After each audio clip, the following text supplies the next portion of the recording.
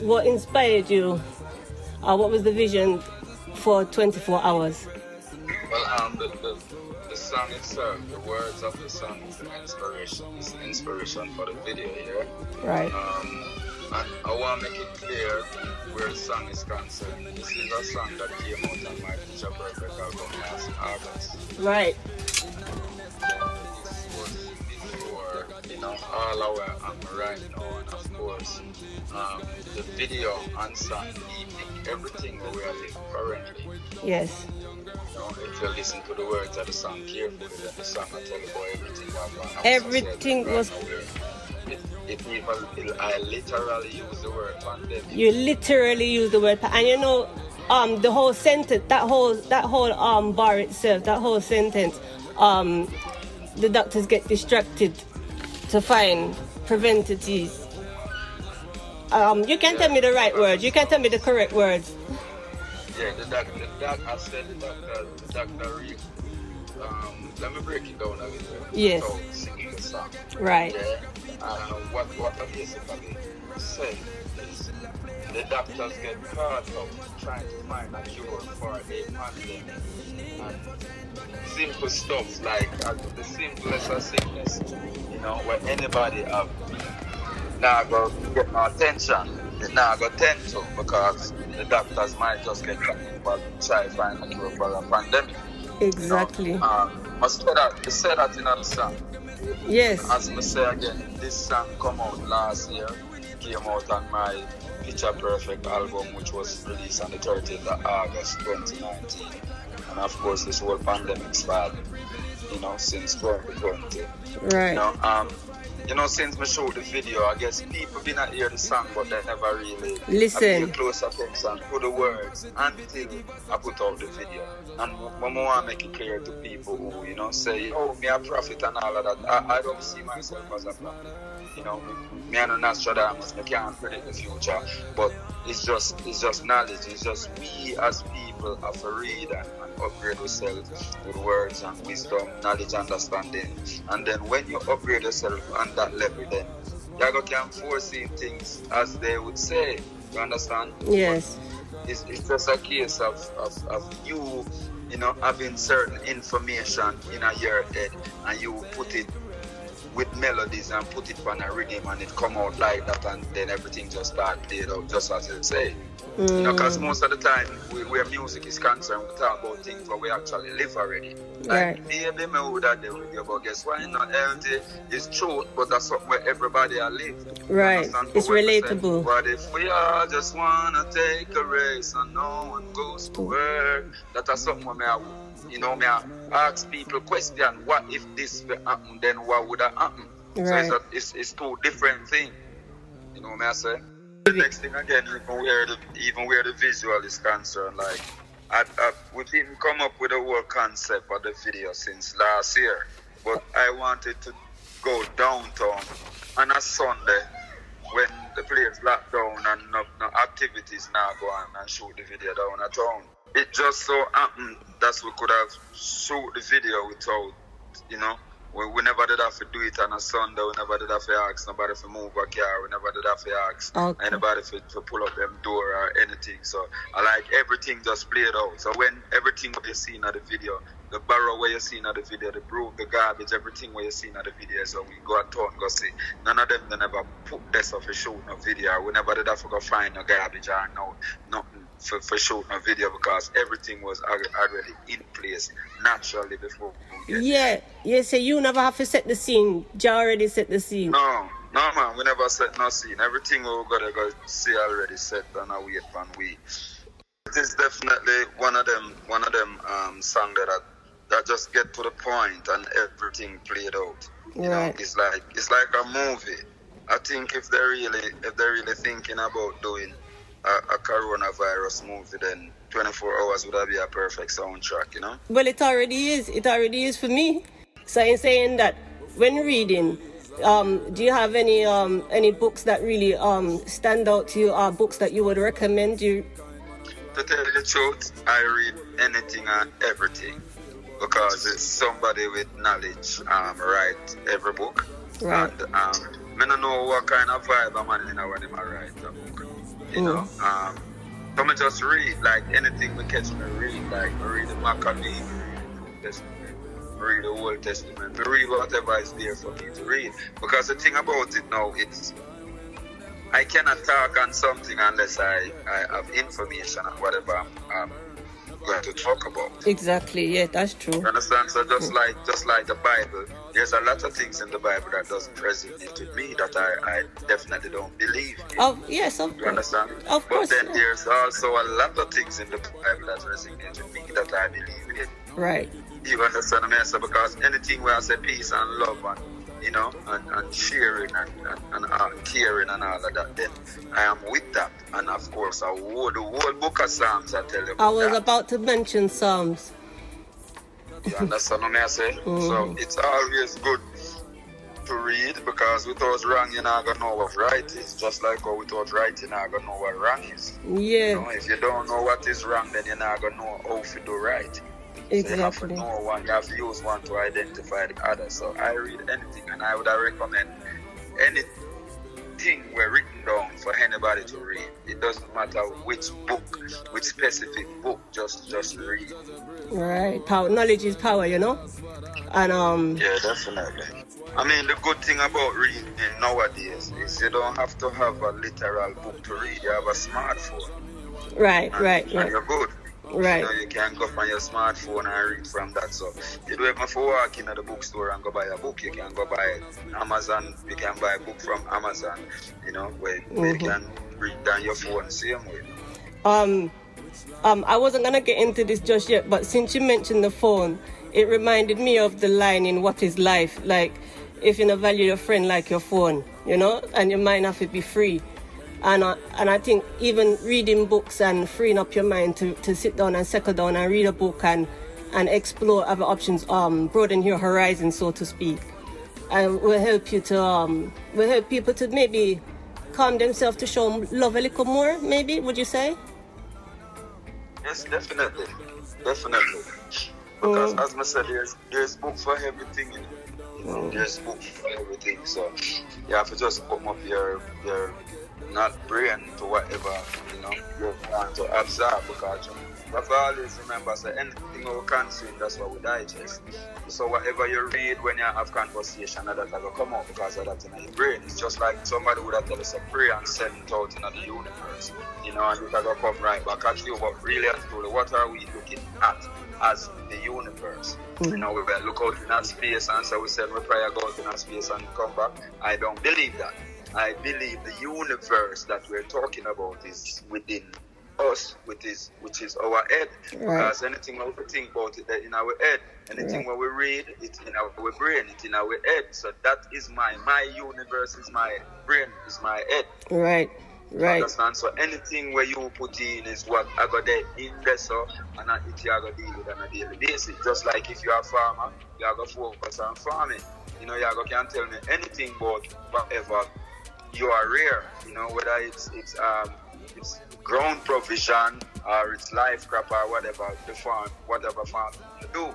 You can talk about that fluently without your book or nothing, because this is what you do on a daily basis. Right.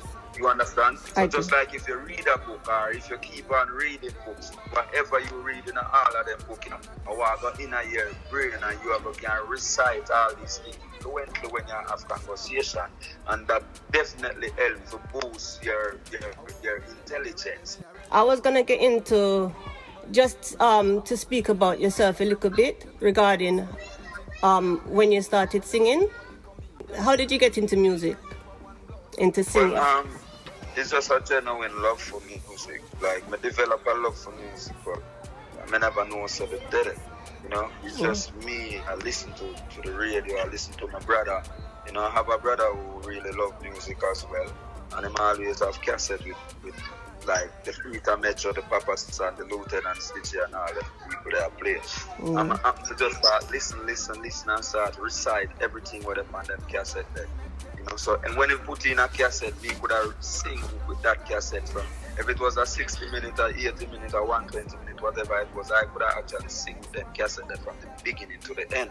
Until me actually start flip some of the songs that I hear on the cassette and I write song about me and my life and my situation.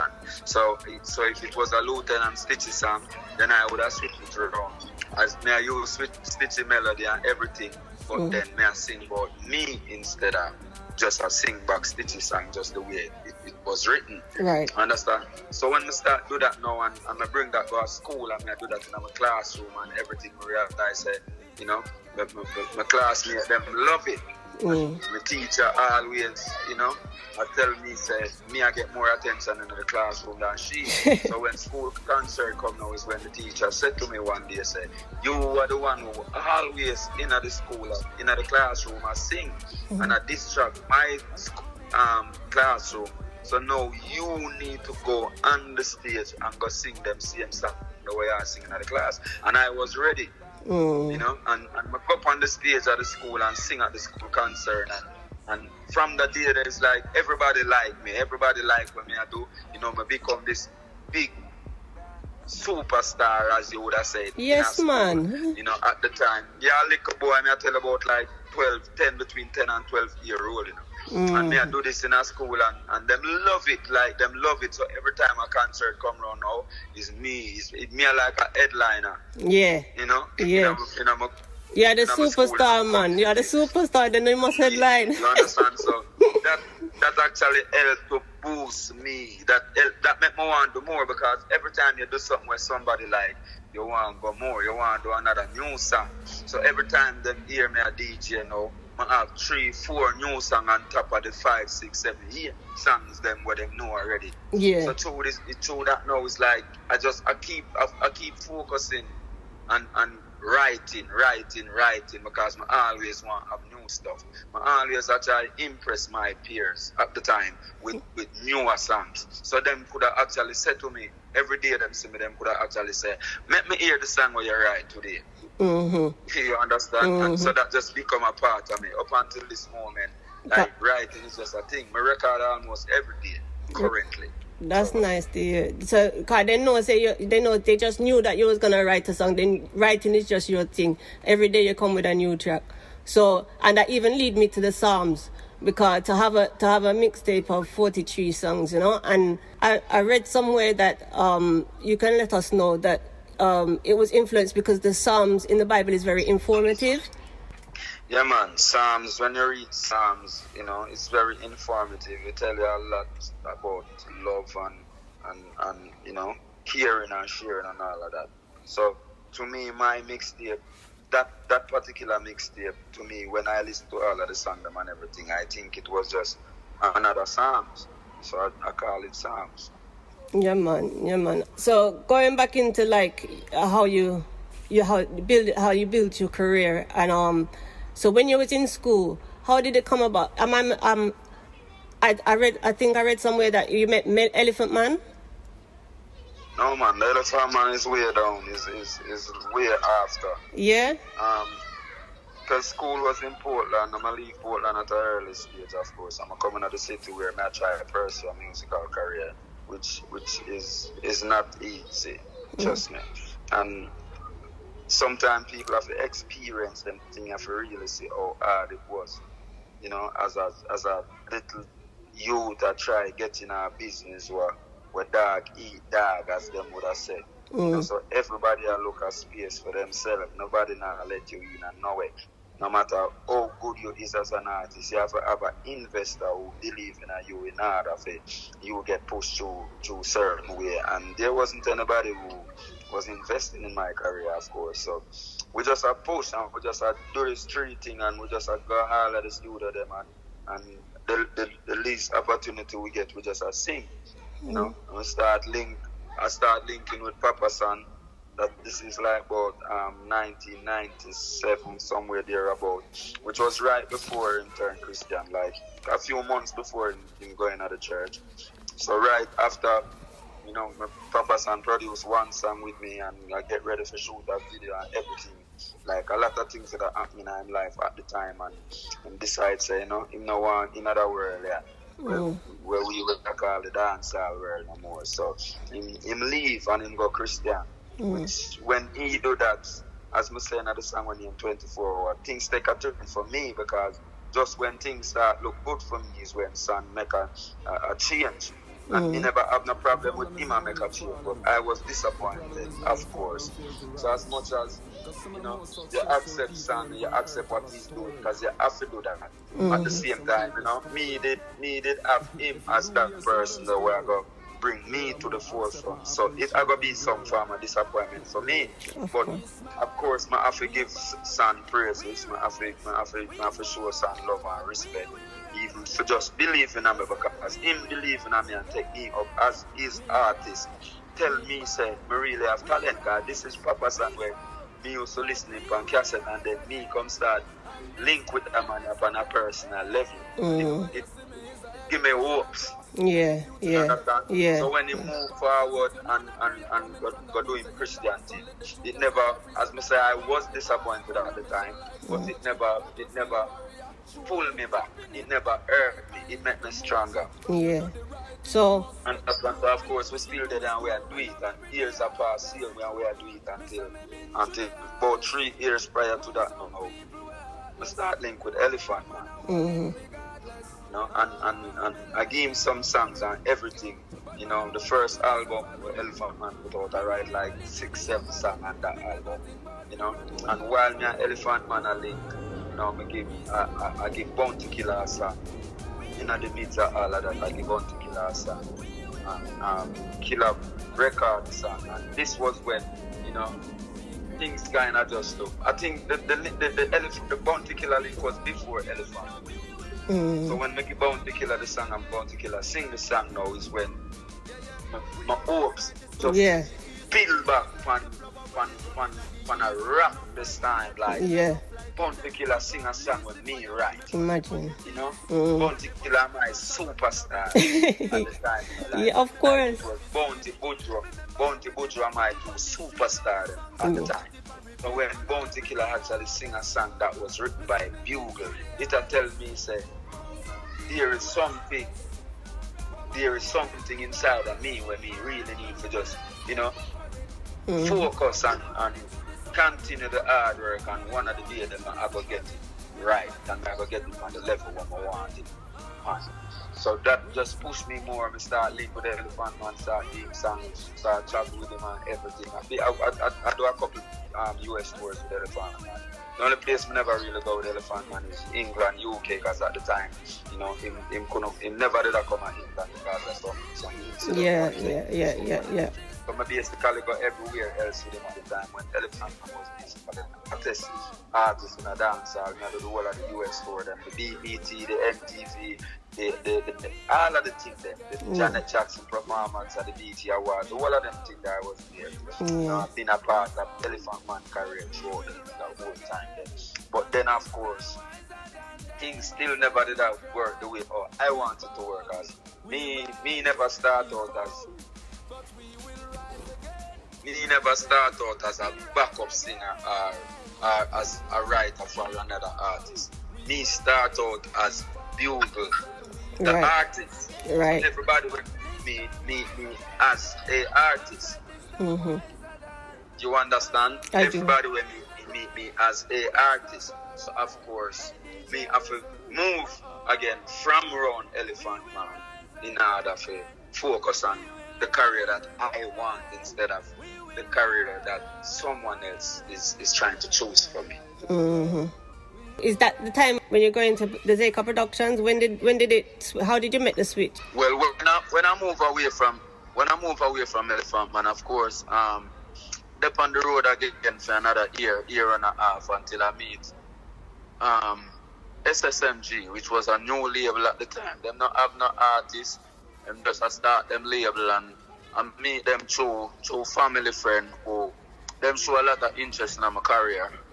And I'm with them for a minute, and of course, again, you know, things still never did I go the way out. Because by this, me have a ton load of experience, you know. You see? Me know, me dep on the road, me know how this thing work. Me know what me need to do to make this thing work. But at the same time, me still have to have people believe in them. Me still have to have record. Because if you don't have a song, then you can't hit, you can't bust, you can't get played. So me know what me need to do, but at the same time, you still need people because you alone can't do it. No matter how strong you think you is. You need to link you them. You still need people. Yeah, so the Ssmg thing kind of fall through, but you know, the end part of me and, you know, Ssmg parting ways is when me link with Daciaka. So this one of the songs that I record for Ssmg, I took it to Daciaka, which was the exercise song. What I'm gonna do? Exercise every day and I'm still not fit. I actually recorded that song for Ssmg 2006 and I take it to Daciaka 2007. That's the first song Daciaka recorded with me, and that's the song that actually bring Bugle to the forefront. Yeah, called Exercise. That even that song in itself, that's such a educational track, you know. And like you said, that song bring it to the forefront. So, what was the first stage you performed Exercise on, and if you can give us the feeling of the Jamaica going on. This is how Jamaica going on. The moment you have a song, you know, we as in the street youth, we're gonna go everywhere, go try and perform it. You know, we have a song I play up on the radio, people like it, select up it, another dance. Any little skills you get, you go run on and go perform it because you promote. Yeah? So we've been in and around the corporate Kingston. I promote, of course, and I jump up on the stage. But then Bounty Killer called me up on Reggae Sumfest the same year, which is July of 2017. And everything just, you know, I mean, the song did actually hit before that, but Bounty Killer actually give me a platform, give me another stage, and bring me up another notch when him bring me on Reggae Sumfest. Reggae Sumfest a big thing. Right. You understand? Right. I've never been on that kind of platform before and then get introduced to Reggae Sumfest by Bounty Killer. That means a lot. Yeah, of course. I mean, like you said, Bounty Killer is your superstar, Bounty, you know? So, yeah, man. Imagine for him to call you up at Big Reggae Sumfest too. Telling the story about how you got there, it put me in mind of Life Savior with No Power and Picture Perfect. How that come about? Well, actually, I was in the midst of making my Picture Perfect album when Noah linked me one day. Noah is actually a friend, but not just a friend. He's also family. Me and Noah are actually cousins. Okay. So Noah called me one day and said, Bugle, I know say I work on your album and everything, but I send something in your email I want you to listen to. And I said, alright, no problem. Because me are one of them artists that were me make my album, me not go tell a producer or whoever have a rhythm say I can't listen to him rhythm because me work on my album. It's music me I make, so if a music me I make and then I introduce me to music, then I go pay attention, I go listen. Because the music where you bring to me might be just what I want for my album. Right. You understand what I say? So me are one of them artists that way. I always listen. If me not like it, me not like it. If me like it, me like it. If me love it, then I go do it instantly.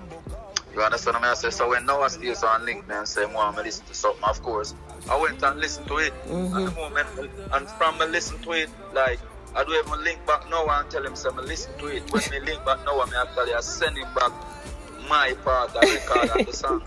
Yeah, man, and that's another very informative track. And I respect Noah for the honesty what he put into it, you know. When I heard it, I was really taken back. To be honest, I'm surprised I haven't heard more of it around. It's a song that I play a lot, but I don't really hear anybody else playing it so frequently. But I follow Noah as well. So that's a good music, come on. Like if it was a negative song, probably you would have hear it until you can't hear it no more. But good music, more selector. I don't know why, but more selector, I like play good music. And it no matter who sing it. more selector, because it's not a case where, okay, I now play that good song here because of you. I now play that good song here because of Junior Dan. I now play that good song here because of Sizzla. It's just a case where them not get that money pull up something or them and look for as often as they would want to get it on a good song. So them just not play the good song no mind, because most of them are look at instant forward. And most of them are really strong enough to play a song until them actually get real money pull up. Them want it now, and $5 them just want it now. And at the end of the day, if a man stays on that, him have to feed him family and survive. Then who am I to tell him to play my song until it busts? You understand what I'm saying? Yeah. This is a conversation I like to have with the guests on my show and artists, because I'm wondering, somebody said to me sex sells, an artist I was speaking about, and he's saying the heads of the record label, because in my opinion, and I'm not an artist, so I've not experienced it firsthand, but in my opinion, the only reason I can see for a record label to allow the release of some negative and songs with bad language and stuff, for them to release that and become a hit, that I feel like, it become a hit and they release it because that's what the teenagers like to do and stuff like that. But then this is what's embedded in them. They don't know how to speak anyway. Anything can sell as long as you're mad. Well, so when the big record label is the one who have the money to spend on a record, and then rather to spend it on a negative record, then the negative record I got sell. Okay. You understand? Yeah. And it happens so often, because the thing about it is, me I do good song, and in my head me could have say, yo, my song is too solid for me to pay somebody for play it. Like a song like 24 hours, you probably look on it like, why should I pay somebody to give them this kind of information, while the man who theme song is not as good, he might pay whole heap of money too. So you find out a theme song I play over and over and over and over, because he might pay for play it, because he might go 10 times harder with theme song, because he knows that it's not a solid song as your own. So in order to maintain theme thing, he might have to pay some extra money to get it played. The problem now is the man who play the music, I'm not going to tell him saying not to collect money if I saw him have to survive. I want to make that clear. Right. You understand what I'm saying? But you can't always push the good aside just because you get the money to do the bad. At the end of the day, you are going to look stupid. You're not going to have no real career. You understand what I'm saying? Because you're not do it for the love, you just do it for the dollar where you are get.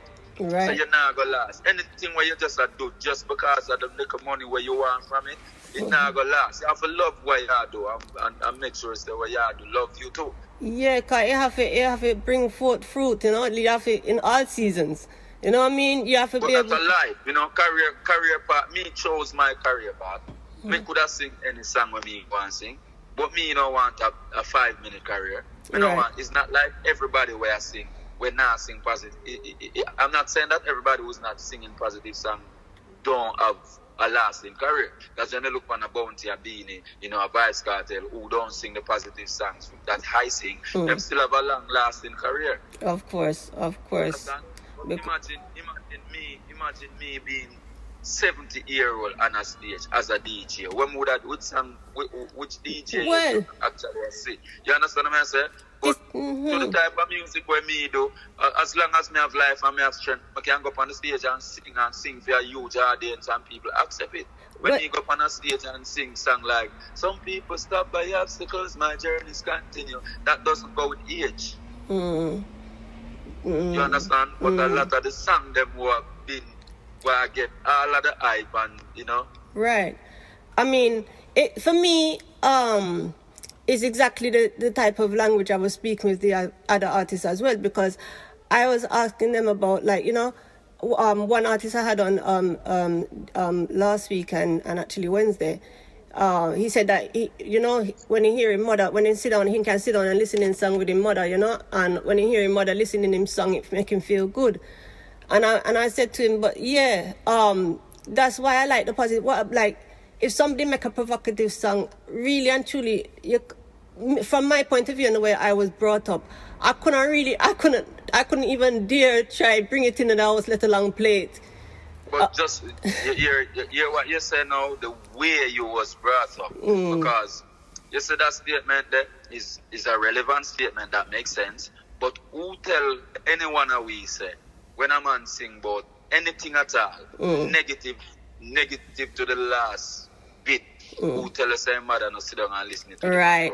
Right. Right. You understand what I say? Right. So, him still feel good for no say I listen to a song with his mother regardless of what the song I say. Right. It's just the way you brought up and the type of mother where you are. No, but the tune with your mother make you feel, if your mother make you feel like it's okay for you to say derogatory things about anything at all, about woman, and make you think it's okay for you to say you're going to shoot a man in the face and his brain are going to jump out, then you're going to do that, and you're going to do that and play it for your mother because your mother don't mind it. But me, me can't do me. It's not like me gonna do that, but would have to hide it from my mother. Right. Because you see it as maybe, I don't know how you see it, as badness, disrespectful. What would you see it as? What would you say? Well, my mother, my God, enough. You see, and so I always try to please she in any way that I can. But at the same time, I can't live for my mother because me have my own life and mom have her life. Right. But then there is just certain boundaries that I would have never crossed where my mother is concerned. My mother has never heard me use a curse word, but what they call a bad word, but me not really, you understand? It's just, me not really have it as bad word because it's just how you use a word really make it bad. Right. You understand? But at the same time, she have her principles and policies as a church-going woman. I do 50 years in a church now. So I know certain things she not accept and she not going to appreciate. And she going to see it as me being disrespectful to even say certain things makes she hear. So I keep certain things away from my mother. Exactly. And, and I feel I feel the love where you have for your mother in so to speak, in a sense, because you mention her in several songs, even Unbothered. You say like you don't let nothing bother you. Ask your mother, and yeah, man, that's a real thing. Yeah. So all right. Since we did Unbothered, I wrote when I was listening to Unbothered. I love how it made me feel. I just see like people, smiling and greeting each other with a hug, like it's, what make you think to write that song there? It's just like I write every other song, It's just life, what go on in a life, and it's reality because me are just the type of youth where me not make nothing bother me. Right. If something bother me, then say it's really serious. Me really not make nothing bother me, and I don't live for the moment, Me I live the moment, but me not live for the moment. And the reason why me not live for the moment is because me I do things for tomorrow, and I only do things for today. So I'm living the moment, but I'm not living for the moment. Me I live way beyond the moment. Yeah. You understand? So me not make nothing bother me. Me just put in the work like people would say all the time, say you think you're one of the greatest writer in our time. You are our Marcus Garvey where word is concerned. But them narrative, you're still one of the most underrated. And my answer to that question, my answer to that statement is I'd rather to be underrated than overrated. Because when you're underrated, then we eventually see where you are doing, or accept and appreciate where you are doing. But when you're overrated, you don't have nowhere to go above that. So all you can do is drop. Right, but and it just means that the people that rate you, they rate you. And yeah, like my fan them is the fans them when I go know. My fans them don't fluctuate. My fans them don't run from Dick and Harry to whoever. My fan them is just the fan them who just know say Bugle is like one of the greatest and we always like a support them no matter what. And it's not like they are not only my fan, there are other artist fans as well, but they are organic to my music. Yeah, man, definitely. Because I can imagine some of the people, some of your school friends, and now where would I see you now? I could imagine them still have the same love for you, you know, because of how you made them feel and the memories. I have friends from school, and them in the same class throughout my whole entire school days, who still call me and say, listen, like, you don't even know you make me proud. Like, every time you hear the song, where's the media work, you know, we just turn that up in the office, you know, and everybody I look at me, you know, because they know the relationship with me, and you, especially female, you know, me I say, oh, I really think I make a lot of people proud where my music is concerned, and I'll continue to do so by doing good music. Because I not do this to make nobody proud. I do this because this is supposed to do. But while you're doing the right thing, you're really making a lot of people proud, and that is a good thing. All right. So I mean, when you mentioned the woman them, and when you said that, I don't know why, but Zaddy did jump into my mind. Picture Perfect. Why call it Picture Perfect? I mean, I know you have the featured song with Jada Kingdom as well. So I mean, go ahead and speak about Picture Perfect. How you would like it to be marketed, so to speak. Okay, so the song Picture Perfect, or the album title Picture Perfect. Let me talk about both of them in the same sentence. So I wanted Jada Kingdom on the album. I listened to Jada Kingdom. I love her voice. We call her Velvet voice. Because to me, her voice is like velvet. Right. There's a lot of talent in Jamaica, a whole heap of talent. My album, my 2017 album, I have Shensia on there. Yes. And this was before Shensia blew up big or anything. But I just hear her talent, believe in her talent, and call Ramesh and say, listen, I love Shensia vibes, I love her energy. I write a song I would actually want her to come sing one with me. And Ramesh bring her come me and her sing the song on my 2017 Be Yourself album. So this now, I decide say, yeah, I'm going to put other artists from my album too. Might not be the biggest artist, but with big talent.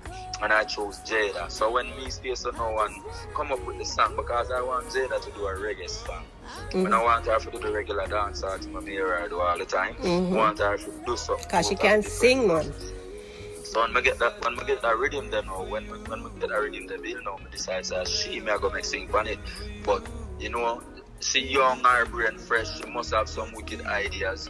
So me never want to write for her, but I just want she find a vibe and then me build around it. Me give her the rhythm, she love it, she go sing the hook on the rhythm and send it back to me, and when me hear it, it wow me again. You understand? I just wanna be good.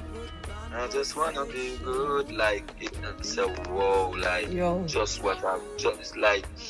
She surpassed my expectation, you know. I expect great, but I think she got greater than I was expecting. Even my expectation, like when I heard that song on the album, and that song is really one. I mean, just musically, Really lovers rock. Yo, He's what we call lovers rock, you know. Real lovers rock.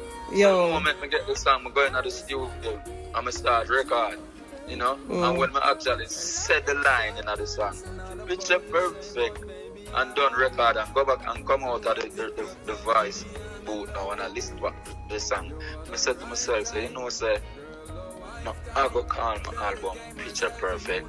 Just after I done record and everything, because I never have the title for the album. So I decided, so I go call the album Picture Perfect and use that as the first single. And that's what I did.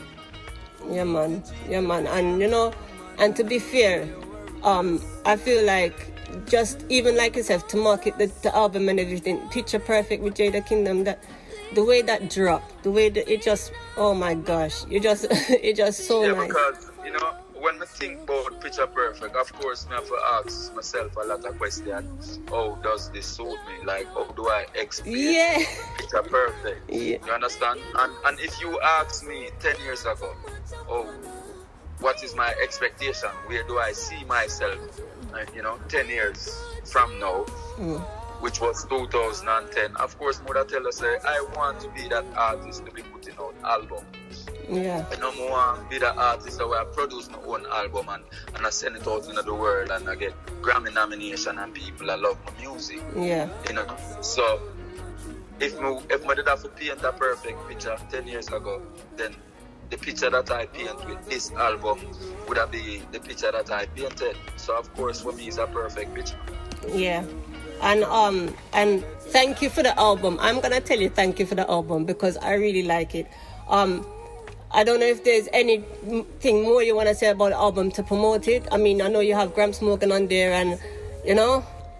What I would want to highlight is, just give people a little information where this album is concerned. Right. So me actually produce the album in my studio, and is officially one of the best albums come out 2019. Right. It might not be in the top 5 where the Grammys is concerned, but when we look at music the way we're supposed to look on music, then a lot of people disappointed. Me not disappointed because my album was selected in the first part of the Grammys. You know, the Grammys get 120 album and they pick 50 out of 120. You know, so basically them dump 70 album and select 50, and then out of the 50 them select 5. Now my album came up at number 11. Okay. Out of the 50. That's excellent. You understand? Anyway, that's so excellent. there's still 39 albums behind my albums. So when you add 70 and 39, that's 109. Exactly right. You understand what I'm saying? So my album still out of 120 come up at 109. You understand the message? No, your album up there, man. If me come up by 11, that means there's 109 behind me. You know, so for me, staying in my studio and produce an album and out of 150 me fall up by 11. That is a great achievement. I might not win a Grammy, I might not get selected in the top 5, but guess what? They know my name now. They know your name. My album at number 11. Listen, and they must listen to it. Of course, they listen to it. So when you are doing something single-handedly, individually, you go against big company where I spend a whole lot of money with big name. You understand what I'm saying? Of course. So if me go against all these big names and Grammy winners and big company and superstars and followed up by 11, no great achievement that, man. Of course. I never have nobody that invest in nothing. I never get no write-up in a Billboard magazine and all of that. Oh, you know what I'm saying? But at the end of the day, you get the recognition from the Grammys anyway to say that. Right. Put in the work. So I think that's supposed to be enough for people actually who not hear the album yet. Try and listen to it. If you want to buy it, that would have been really good for me. But it no matter how you listen to it, I would have just really want the words. Like, listen to that album from 1 to 20. It's 20 tracks. Yes. You know? And I know everybody can put out 20 songs on an album, and the 20 of them sound like 20 singles. Listen, every single one of them is a single. Like you say, you're right every day. You're constantly writing. And I know I can hear that you've perfected your art. I can hear that you know that you put thought into every song that you write. I feel like you believe every song what you write, and if you don't believe it, then you don't put it out because I don't feel nothing that's not believable. So I think personally, Picture Perfect is a wonderful album. Like I said, I promoted it last year. It's something that I personally play, and it's been on my radio. So I would also recommend to our listeners, please go out and stream, buy, and listen to Picture Perfect by Bugle. You know what is my greatest concern now? How do I surpass Picture Perfect 2021 come? Listen, you don't have to ask yourself the question there, you know, because you have a God-given talent, you know, and when you write, yeah, and sometimes as well, you know, maybe because obviously you have songs now, so if you're asking yourself that question, no, you feel like maybe these songs don't really surpass the songs where you have, but no, I'm loaded with songs. Like, then that. Every night. But when you look on a compilation of Picture Perfect, 20 songs, 20 singles, 20 hits, and then it not gonna be easy to surpass. Right. You know? I put out 3 albums already. My first album at 9 was compared to Bugle An9ted, Till Shiloh, and Sizzla Kalonji. That alone was an achievement for me. Right. You understand? Right. my four main idols, because me have whole heap of people me look up to when the music is concerned, but me idolize when me just listen to their music, me just love how them bring them thing across. Is Bugle An9ted, Ssmg, Bounty Killer, and Vice Cartel. Right. Dancehall music is concerned, and my four superstar, them there. Right. You understand? Reggae and dancehall, and my four superstar, them there. A lot of people might be asking why Cartel, because people always ask the question. He's a why lyricist. Cartel? He's a lyricist. No man, I want somebody actually tell me why not Cartel before me tell them even why Cartel. Right. You understand? Right. That's Right. just my thing. So but like I said, every song you write it seems very powerful, and you have a message in every song. I have a question that I ask every guest on this show, for upliftment and to uplift the youth, uplift the people. What is your message that you are sending to the world? Listen to Picture Perfect. There's so much information. You understand? There's so much that I can say no. Yeah. But when you listen to the music, it'll tell a total different story. When you listen to 24 Hour, you listen to Rise Again and all of them songs. Just focus on and even Rise Again. You understand?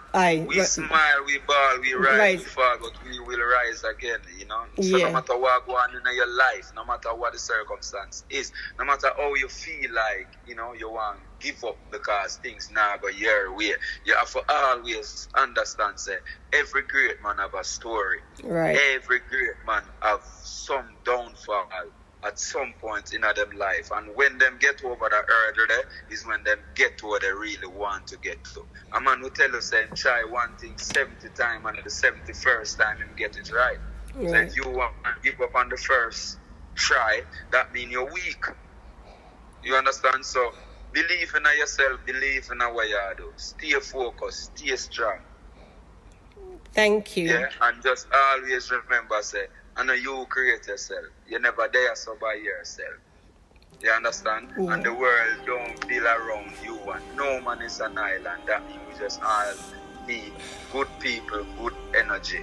And just like how you feel like you need good people and good energy, the same way people need you with a good energy. So stay focused, stay strong, be good to yourself so you can be good to others. Be great to yourself so you can be great to others. Be kind to yourself so you can be kind to others. And then you are going to see where the greatness really lies. Yeah, man, I hear that. God bless.